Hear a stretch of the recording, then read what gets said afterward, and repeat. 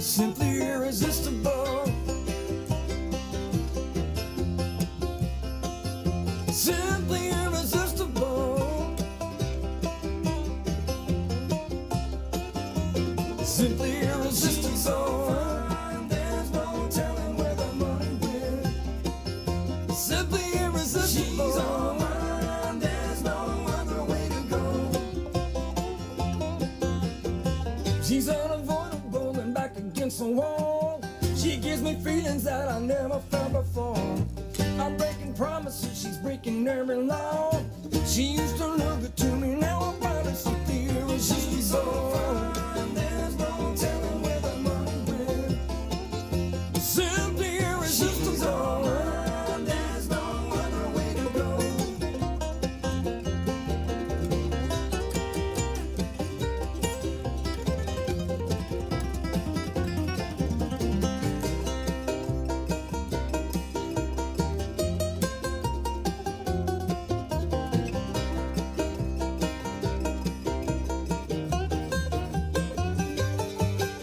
The methods are inscrutable. The proof is irrefutable. Oh, oh, oh, oh. She's so completely kissable. Huh. Our lives are indivisible. Yeah, yeah.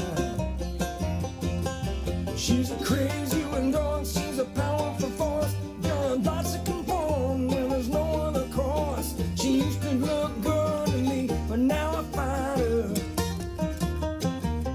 simply irresistible. There's no telling where the money went. Simply irresistible. There's no other way to go. Simply irresistible. There's no telling where the money went. Simply irresistible. There's no other way to go.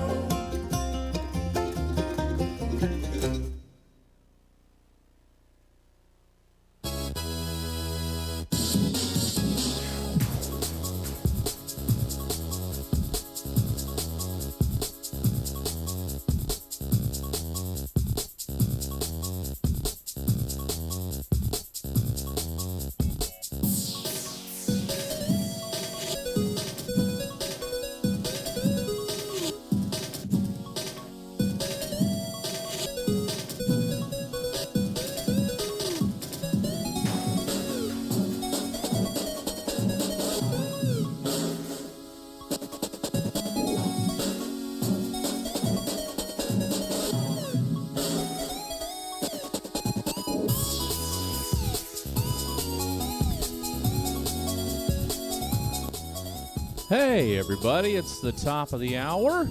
But here at Stab, that's not when we start shows.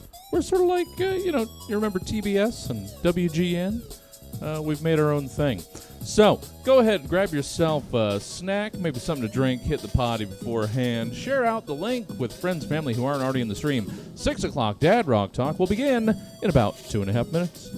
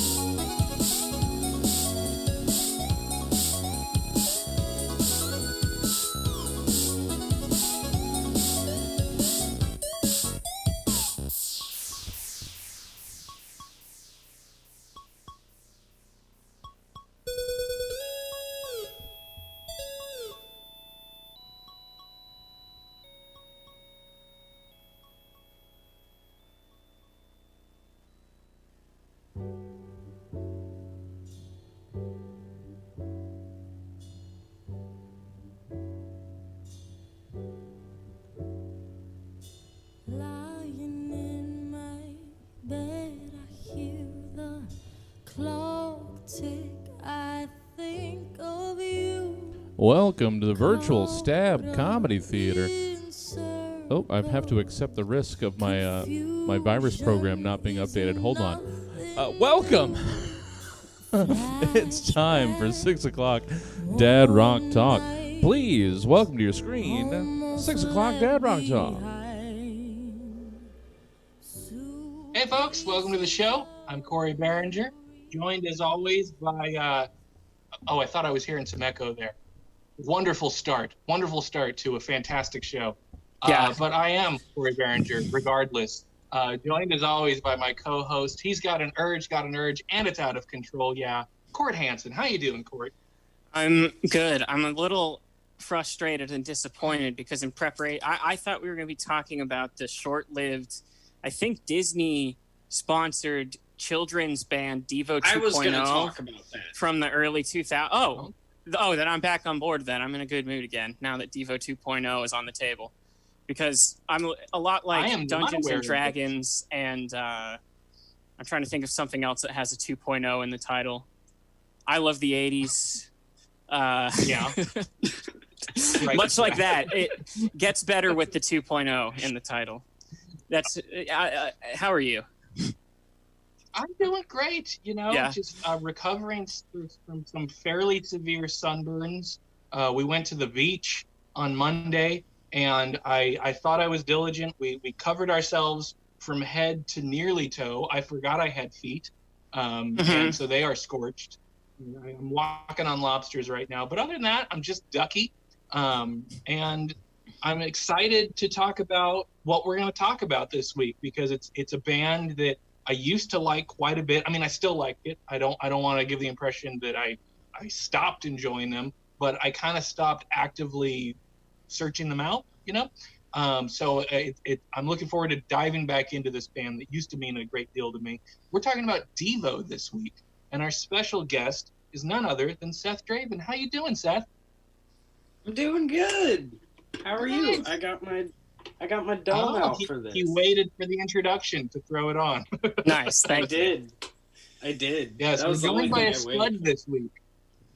Why do they call them spuds? What is that? Let's just jump right into the questions for a Devo fan. Part of Mark Mothersbaugh's artistic fascination about growing up in Ohio was the potatoes there and just that rural lifestyle, and he ended up just gravitating towards them in his art, and some of his early stickers and decals he made were of like astronauts holding potatoes on the moon. Okay. And so he's just know always that. had a fascination with potatoes and incorporated them into his I art. love And that so it is that simple. yeah. Yeah. And I don't know why I Jerry didn't assume that, Casale because I loved knew it. that He they went were along with fantastic. it. Yeah, I think that might Awesome. be a running theme through this episode because I don't have that much. I don't have that much familiarity with Devo. I mostly know the song "Uncontrollable Urge," which I have a long inside jokey history with. But that's it. Like beyond that, almost no familiarity. I know that they did some stuff with Neil Young at some point in the early '80s, but I don't know too much about that either. So I'm excited to get into this. But what I meant to say is, seems complicated, but it is actually quite simple once you have it explained to you by someone who's familiar. Because there's a lot of Devo lore and Devo canon, and from my understanding, they're kind of in character and out of character at the same time as a band. So I'm excited to get into that and really understand who and what they are because they're not human. Pretty much. Yeah. That's a good way to put it. Yeah. So when did you first become introduced to Devo, Seth? I don't know. As a little kid, it like sporting events and out in public and on the radio, I'd hear Whip It and stuff. But I was being homeschooled for 5th grade, and my mom ended the year she homeschooled for me, she ended up just teaching me a lot about the music she liked as a teenager. And She was so irresponsible, is what you're trying to say. yes. But I think I'm better off for it. But anyway, so she showed me the Beautiful World music video as part of some, I don't know how she justified that as school, but it worked out. And I got like really obsessed with like the character of Boogie Boy who shows up in the video, and I was like, oh, like they're like, this is kind of dark. And I was like, I was in 5th grade, so I didn't catch on to the entire concept of Devo right then. But that was what kind of piqued my interest. And once I got into my early teens, because Beautiful World was at the end of the album New Traditionalists, New Traditionalists was the first Devo album I picked out to purchase and listen to all the way through, and it's kind of their darkest record. And but that was the one I just got into because it had a song I liked on it, and I was like I didn't even start liking most of the Freedom of Choice album until very recently, because it was just so poppy. Okay. And because I came into Devo with the appreciation for New Traditionalists. I get that. So I guess for sure. So I guess 14 is when I got really into them, and then after buying New Traditionalists, and then I got into the next album after that. Oh no, it's Devo, because my mom had also showed me the Time Out for Fun music video, which is so good. It's basically a synth pop album. It's the 5th album by Devo. And then I started going back to their first album and their second album. And then I understood Freedom of Choice. And then I started diving into the deep world of being a Spud Boy and a Beautiful Mutant. Yeah. And now I have accumulated lots of records and CDs and tapes and things and shirts and things that will go nowhere after I die. Well, what a treasure heap you have collected. So what we're going to be doing on the show is we're going to be bouncing back and forth between a playlist that Seth has curated for the week of some of his favorite Devo jams. He says most of them are live, so I'm looking forward to the sort of live taste that they bring to the table. And this will be sort of DJ'd by our sound engineer, Jesse Jones, back at the Stab Comedy Theater. So with that, Jesse, will you please play the first song? Sure. I just wanted to set up how I'm going against everything you guys set up. This is just the song I was going with first.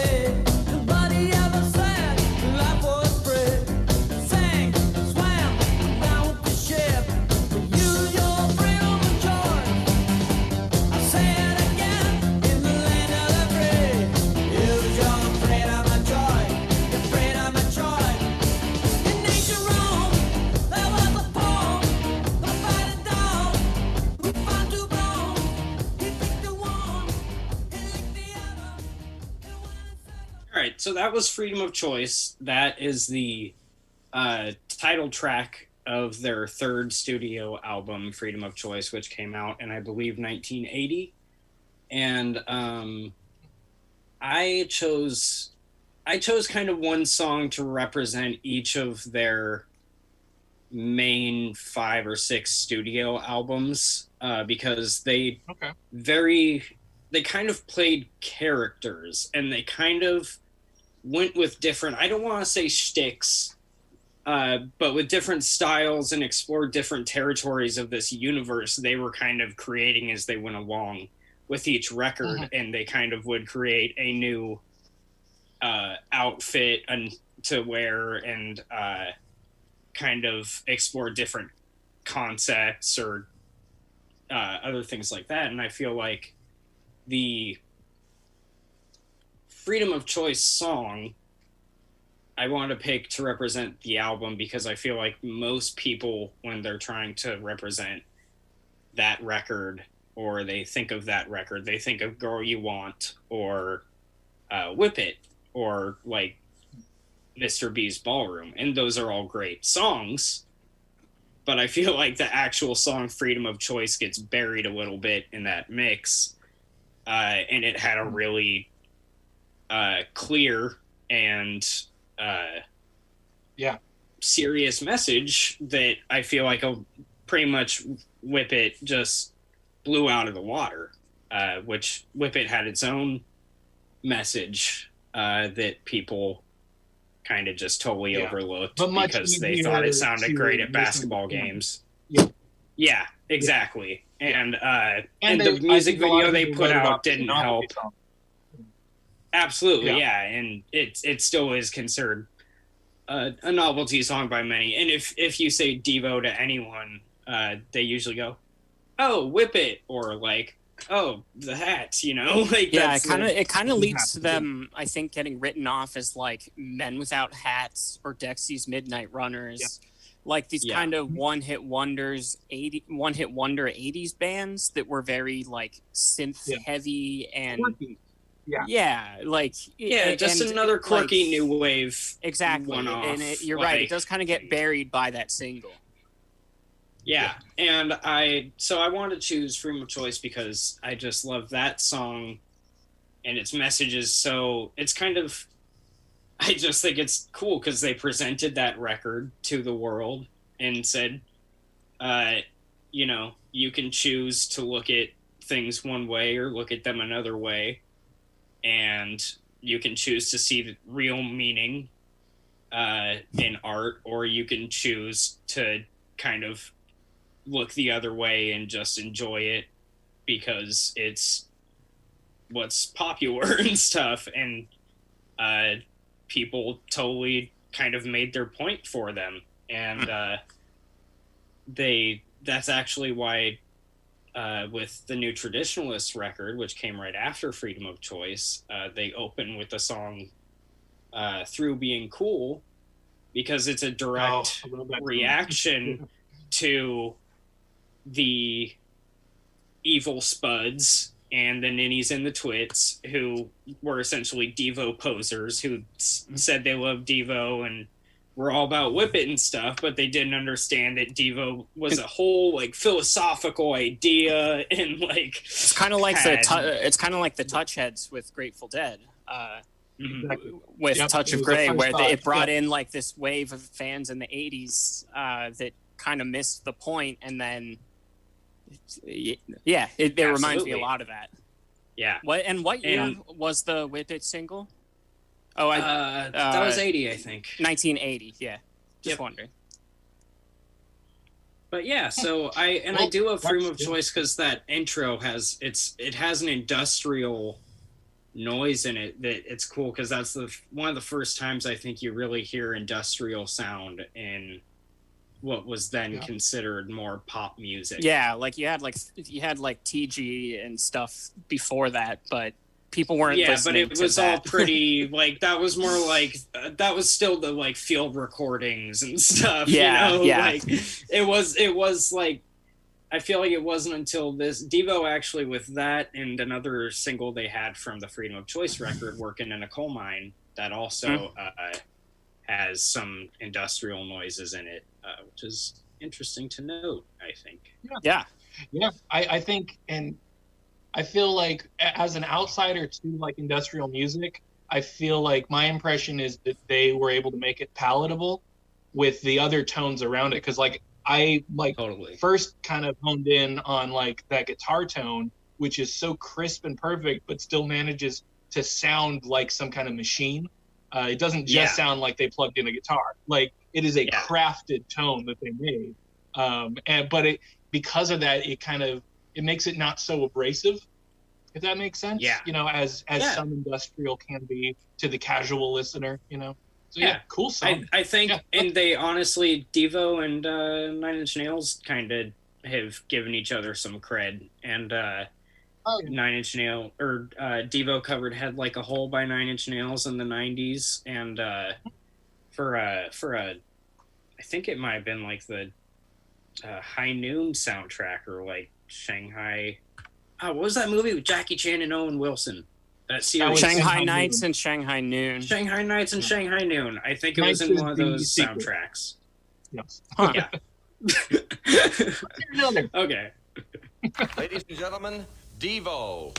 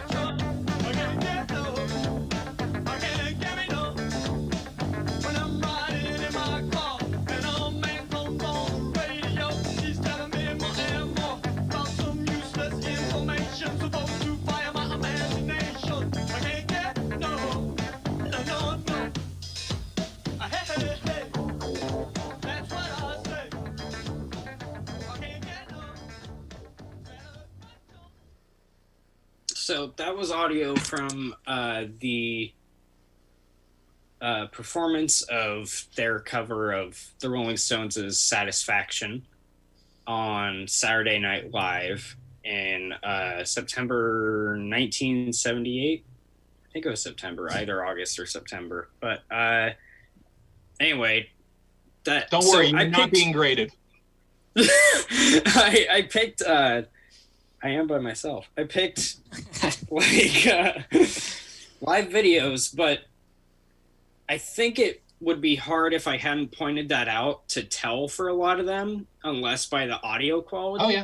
Oh, that they were live. I was going to say because I have heard the studio version of that, and I recognize the riff, like the Rolling Stones riff.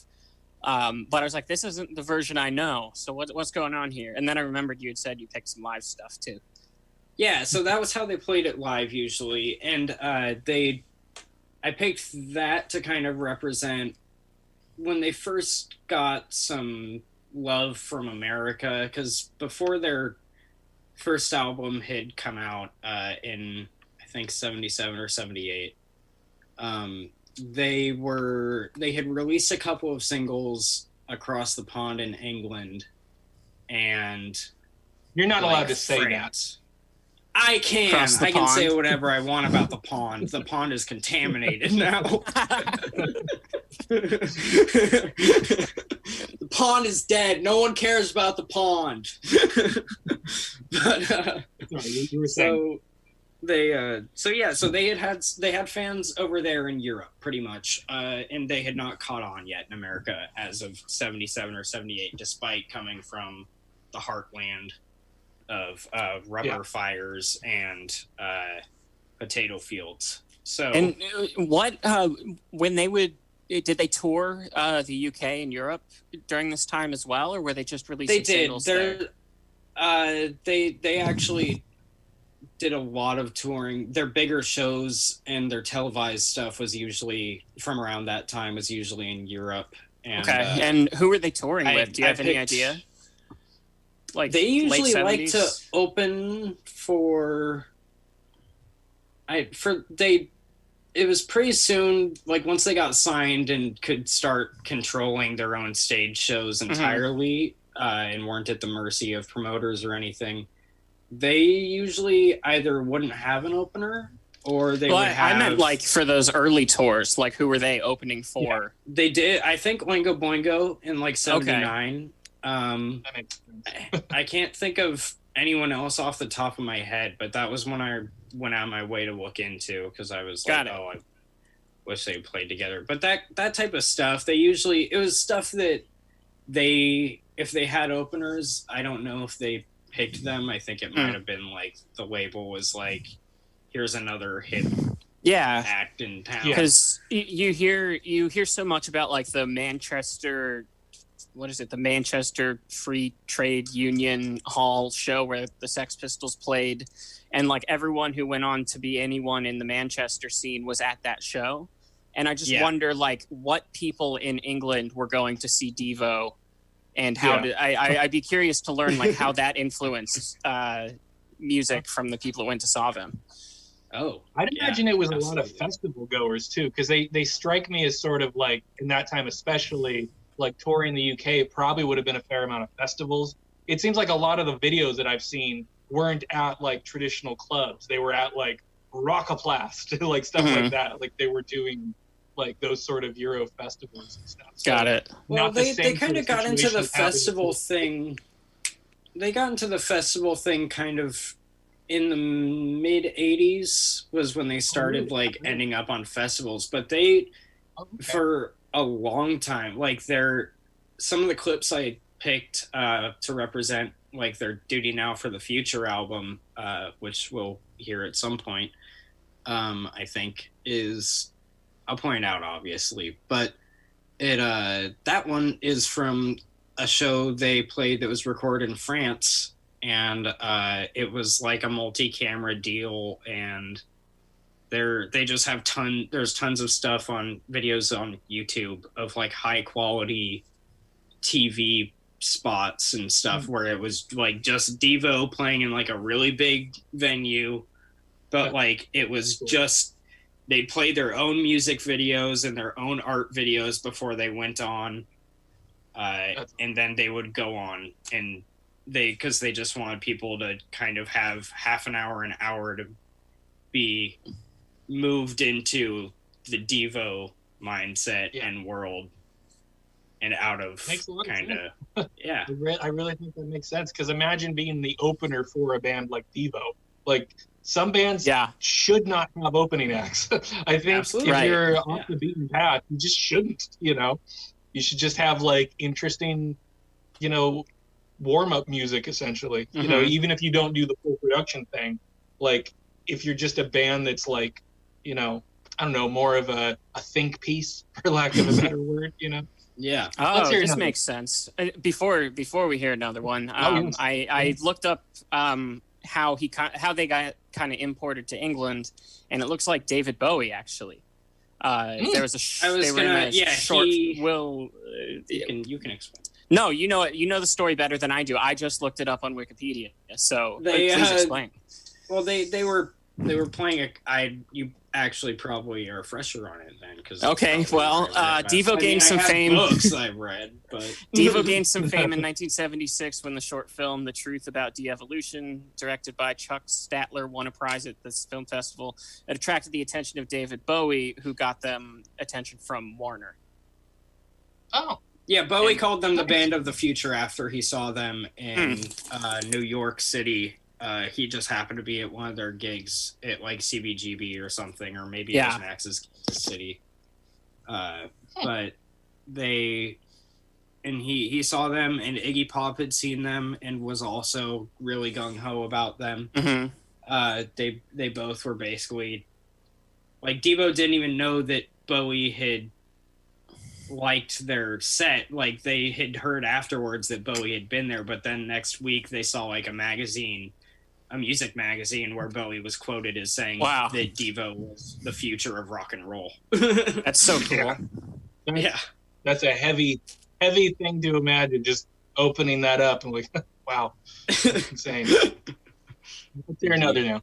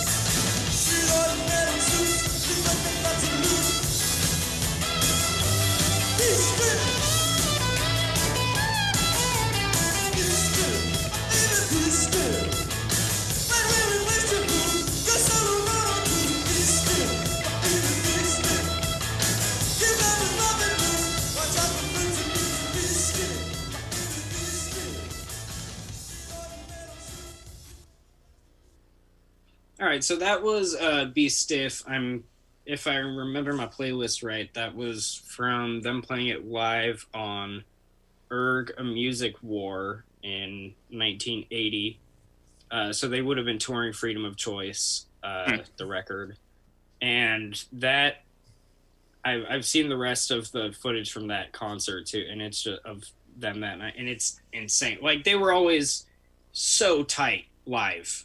Like, and that was part of what this, like, Be Stiff, they wrote because that was kind of them saying to themselves, like, hey, we can tough it out and get out of our potato place sometime, potato towns.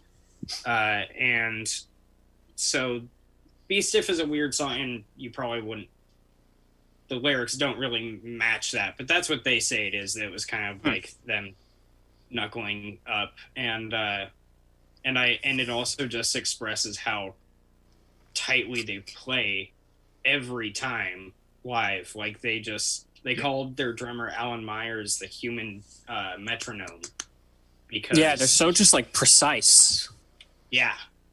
just on it. And that's the vibe I always got from the previous clip that we heard. I was obsessed with that performance through high school. Right, the seeing SNL, that yeah. like blew my mind, because it's exactly what we're talking about, that precision, especially how everything is in its own place kind of thing. Like, they're all doing these very specific different things, and they're all doing specific motions, and it's not like anything else. Like, it's so original. They're the I really tightest had band not in the world. considered their relationship to industrial music, but now that it's been pointed out, I'm seeing it a lot more, and I think that's going to lead to me getting into them a lot more too, because I've been getting more into early industrial stuff. That precision is cool. I love a precise drummer. The precision and all the like weird robotic movements they would do, and they had things they would do. They still do. I saw them live like a year or 2 years ago now, I guess. And they still do like some of the same choreography from some of the songs that they did Really? so perfectly back in like France in like 1978. And it's freaking insane and rad. But and then Jerry Casale, I wanted to touch on this real quick before we hop on to the next one. Was together with Tony Basil for a time. You may know her as the chick from the 80s who did Hey Mickey, you're so fine, you blow my mind, hey Mickey. Yeah, she was a choreographer and singer, and she dated Jerry Casale, and basically the album she put out while they were together was written and performed mostly by Devo. So Tony Basil's music was essentially Devo and incognito, so to speak. And that's really cool. And they didn't end up staying together, but she would actually covered Be Stiff, which I put a clip of that somewhere in the playlist too, but it's all up to the man behind the curtain. But yeah, it's just, I thought that was so neat and kind of weird, but cool, that because she covers a Devo song, even though it's technically Devo playing it, it's her singing it though. She does this awesome dance to it. There's a great music video that features one of the dancers that was in Devo's one of their first music videos, the Satisfaction music video. There's this punk guy in clown makeup who's just spazzing around and flipping backwards and stuff. And Was it Fat they Mike called from No Spaz Effects? Attack. No, it wasn't. This guy gets everywhere. This guy was skinny. No. but yeah, and so it's I forget where I was going with that. I'm sorry. No, Okay. I'm sorry. What you were getting at seemed to be just a cool connection that these two Just the cool people connection from that, yeah. seemingly different worlds, you know, a little more pop kind of aesthetic and an experimental thing. It's neat. how Right, those and two- that there was I'm even a gonna look into that callback album, in the that's- newer music video to the original, one of their original people and their clips from one of their first art films, you know, because they Yeah. were kind of the pioneers of music video and were doing it before the record industry big realized time. there was money in it. Yeah. And Yeah. so because they were like, treating it just as an extension of the art form. Like it wasn't even like we need to do a promotional video. It was, this is our art. So this Yeah. they way started you can out as a put it in multimedia art collective actually, Yeah.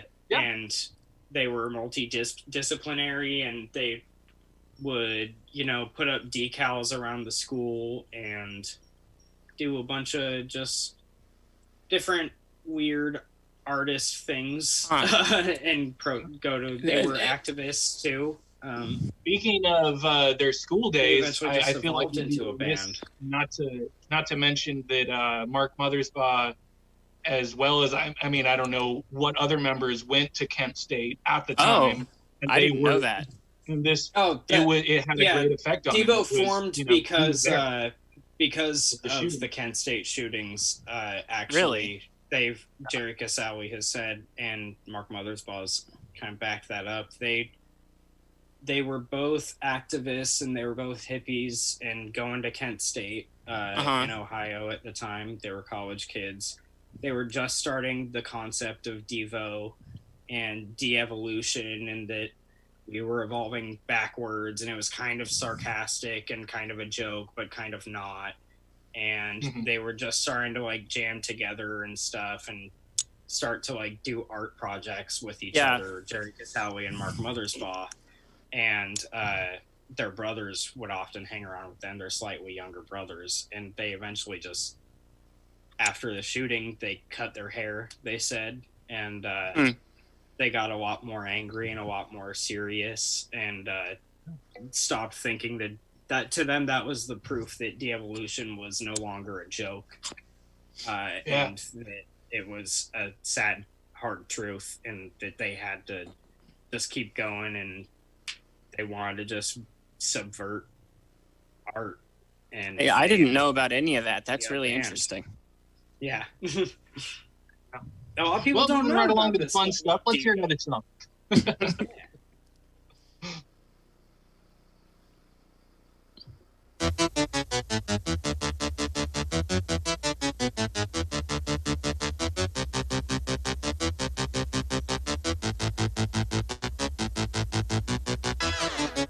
Hello, this is Devo. We would like to say things go both ways. New ideas, stupid moves, nightmares or dreams come true. Mucho work, minus play. Tension mounts in a twisted face. Dark clouds in a crystal ball. Tension mounts in a foreign place. The screw turns, someone calls. Time out for fun. Time out for fun.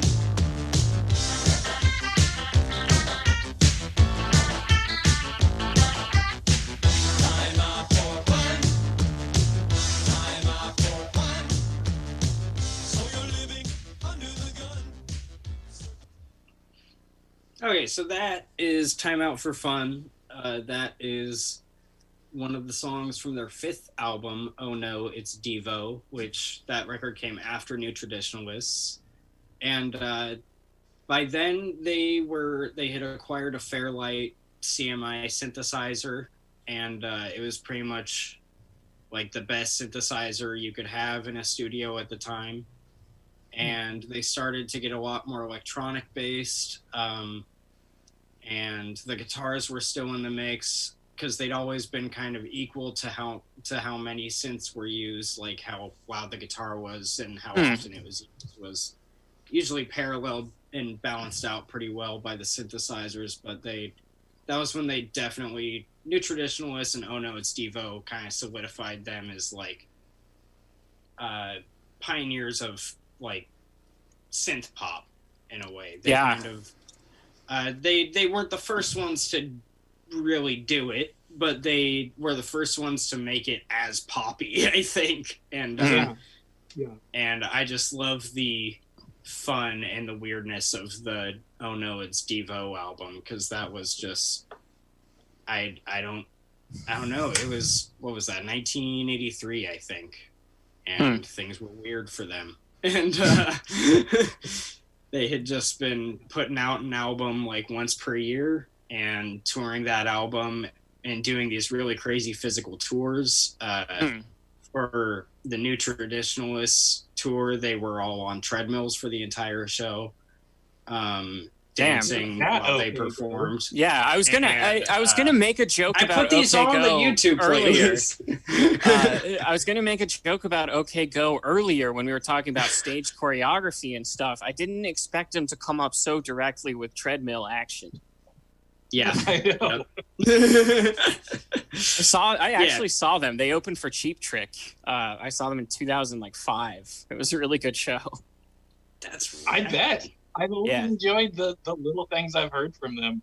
I almost feel bad for them, like as a musical act, because I mean, to their own like efforts, they've overshadowed their music, like with the sort of. I've always felt that with them. Yeah, pigeonholed by a novelty, pigeonholed by a song that became a novelty song in retrospect.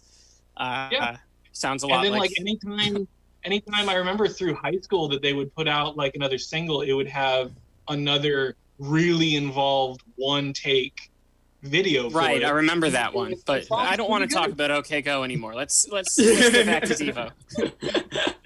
Let's hear another. Well, I sort of inadvertently, I feel like I accidentally picked a sort of partner song to the last one, and Seth can tell me if I'm close.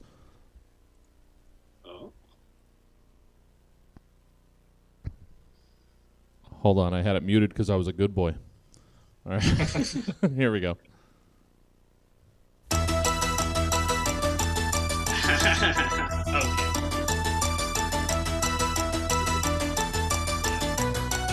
This will be a good one to talk about.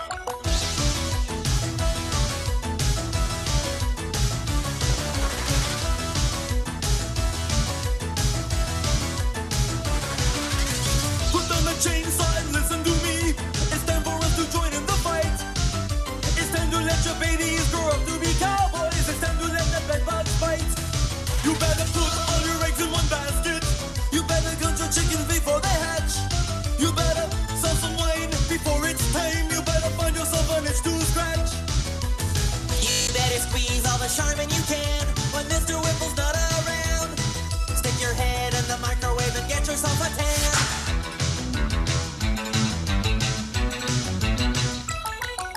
Talk with your mouth full. Bite the hand that feeds you. Bite on more than you can chew. What can you do? Dare to be stupid. Take some wooden nickels. So that is actually Weird Al Yankovic, and that was his Devo parody, which was really just all of their songs and sounds up to that point in like 1985 or whenever he released that, mashed together in an actually really masterfully done way. Yeah, that's pretty crazy. They themselves said it's more I Devo got a than lot of anything they've ever put out on their own, because he said it was basically an homage too, but it's just him doing his best Mark Mothersbaugh voice. The video has the music video for that parody is a bunch of just homages and parody clips from their original art films and music videos. Yeah. So I just wanted to throw that in there because I think that's really fun. That is like that was kind of after Oh No, It's Devo had come out. For their sixth album, Shout, they were pretty much all computer based. And after that, they had lost their commercial appeal after by the time New Traditionalists had come out, by the time Beautiful World was even out for people. So they were, at this point, Warner Brothers were kind of saying, like, you guys really got to prove that you can still pull your weight for us. We can't just keep shelling out this much for you to do your treadmill crazy involved tours every year. Make your movie with Neil Young. Yeah. Like 6 Well, years he invited in production, them on that to movie. do that. Yeah. But I think he was signed to, or that would have been during his Geffen years. Weird. Yeah, I'm not sure.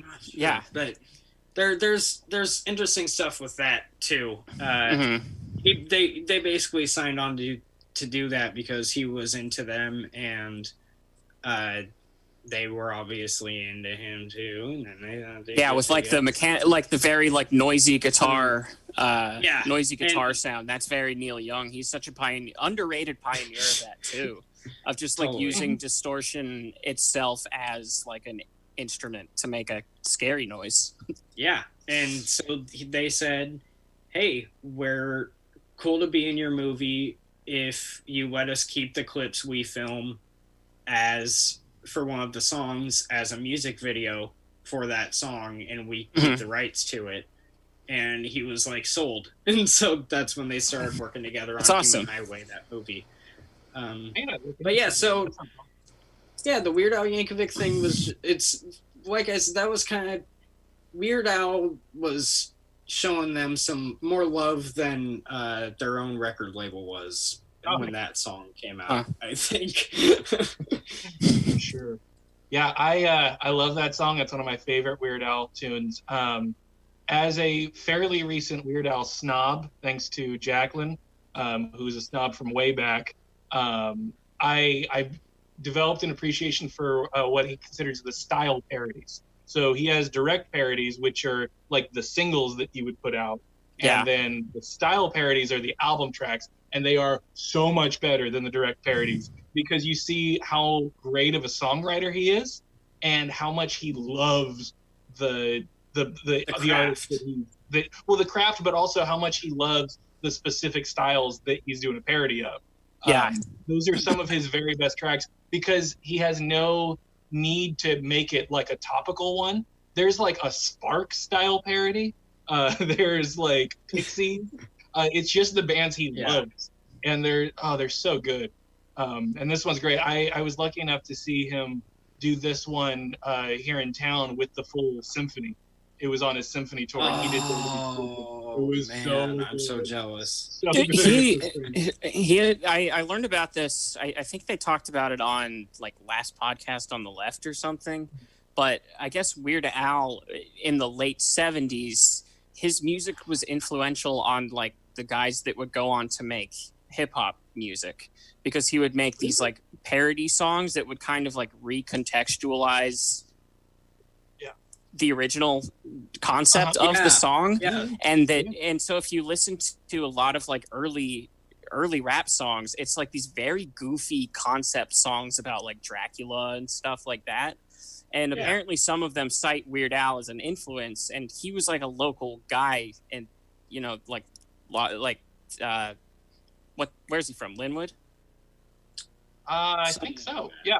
Yeah, so he's just kind of like on the periphery of the development of what would become gangster rap in the late 80s and early 90s. Like that group of people. So cool. Yeah. That makes a lot of sense. It also makes sense for his dedication to phrasing too. That really rings true. Like how severe he is about like, it's not a direct parody unless I have like the syllables correct. It's not just about having a funny word. The syllables have to be right on the melody. Otherwise it doesn't work. And so like, yeah, that attention to detail definitely, goes over to, hip hop, Like one of Dr. Dre's earliest appearances is like, it's called like Monster Rap. Yeah. You know about Monster Rap. I know about Monster Rap. I listened to the last podcast episodes. I love Monster Rap. We should have them on too. In addition to Tim Heidecker, I'll reach out. We'll reach out. I think that they need us. Yeah. Let's hear another. Well, we don't know what this is gonna sound like, but here goes.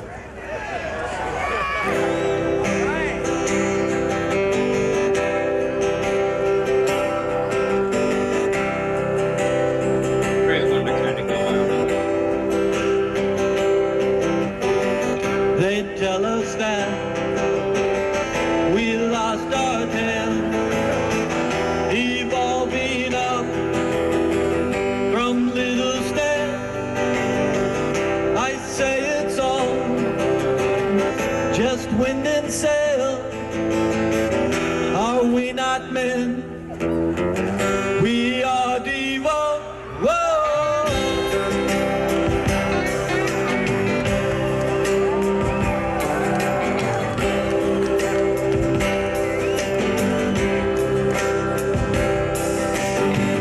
Monkey men all in business suits, teachers and critics all dance the fool. Are we not men? Okay, so that's Devo playing acoustic in Berkeley in, I think, 1990, between 91 or 93, somewhere in there. And that was after their Total Devo tour. At this point, they had put out a couple albums with Enigma Records, and they went on tour for one of their albums with Enigma, and Enigma dropped them mid-tour or went out of business mid-tour or something crazy. So they were kind of just stripped down and were just like, screw it, let's just get real weird. And so they started doing acoustic stuff too, and that was them live at like UC Berkeley, in front of a bunch of students doing an acoustic version of Jocko Homo, which is from their first album and their first music video, and it's kind of their name check song, and what outlines de-evolution and their purpose and directives and stuff. So they took it and song, basically. Yeah, exactly. That's and so they took that, and they the original song is in like 7/6 timing or something really weird, like something just, but it's a great song originally. But I love that acoustic cover that they did in the 90s, and I wanted to put a lot of stuff in here because I've had like these Devo playlists on YouTube for a very long time, and I'm just like, I just need someone to ask me to show them some weird Devo things that maybe not everyone knows about. And so I was happy to go into my little server and retrieve some. Yeah, we're definitely happy to have you for that.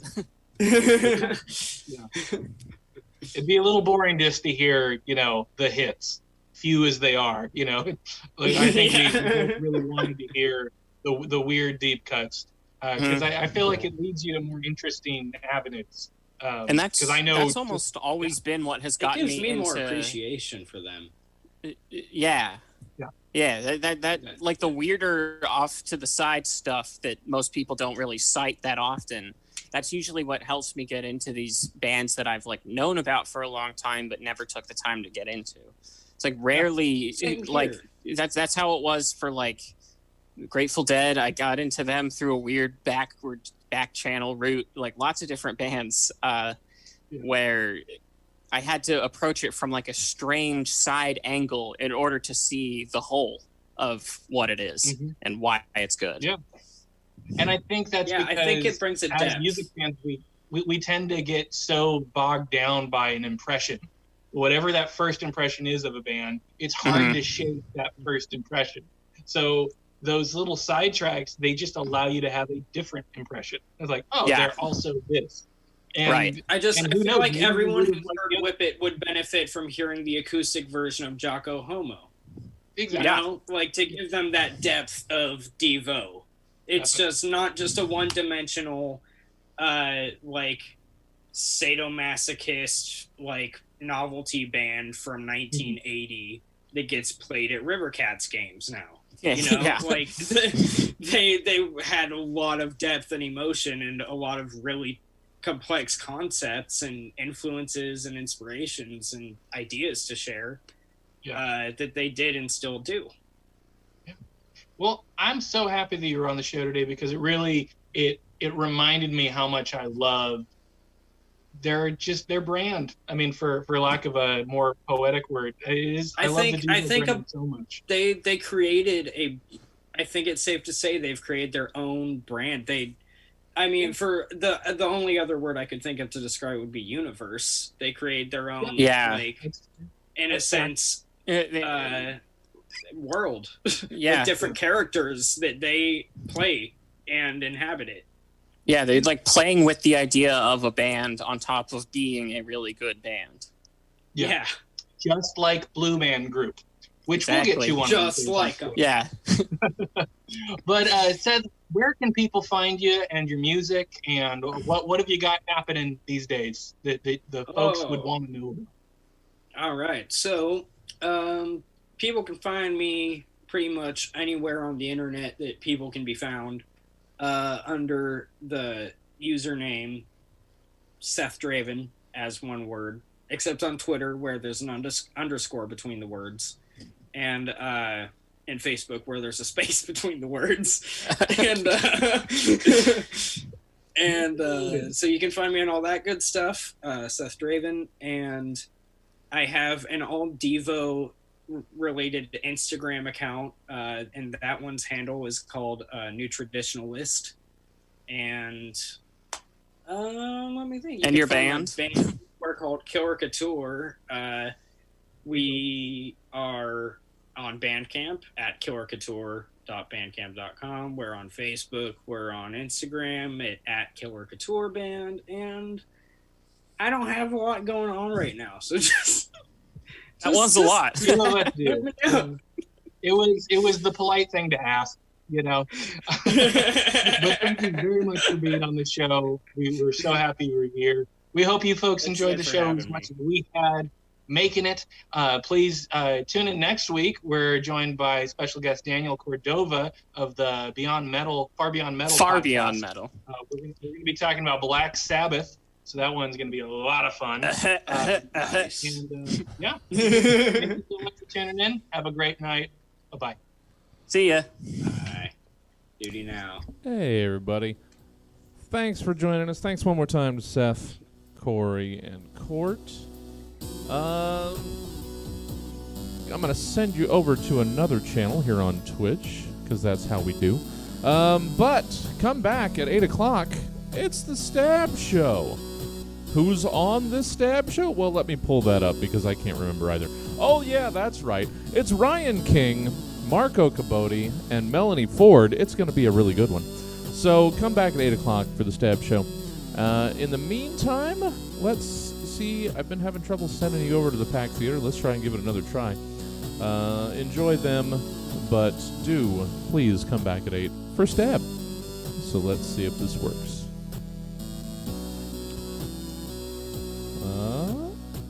Well, you know, I think I'm starting to take it personal. I'm starting to think Pack might have blocked us from being able to raid them. Is it because of what I said? That might be. I don't know. I really feel so bad about that. I think about it every show. No, I don't think it was. So bad about that. I think about it every show. No, I don't even remember what you said, so it probably wasn't a thing. But yeah, I've just noticed last couple times we've tried to raid the Pack, we cannot. So, whatever. Let's send you guys over to Honcho. We'll see you at 8.